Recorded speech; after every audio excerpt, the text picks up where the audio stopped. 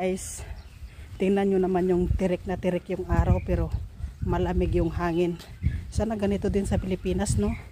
Yung sobrang tirik na tirik yung araw tapos malamig yung hangin.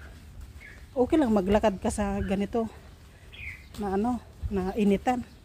Tingnan nyo yung oras. Nasa 12:57. Diba kasagsagan na ng init yan sa Pilipinas. Siguro yung balat nyo na yan.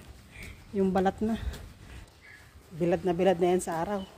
Pero tingnan nyo, dito ako sa kalasada naglakad. Galing ako kay Ate Gina. Grabe ang init pero kiring-kiri siya. Pag sa Pinas to, grabe na yung init. Pwede na magluto ng itlog. Dito sa Hong Kong, mainit pero malamig yung hangin.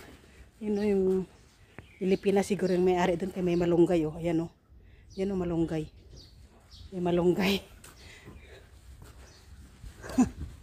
Namulaklak na yung malunggay niya guys. So ayun lang. Thank you so much for watching for today's video.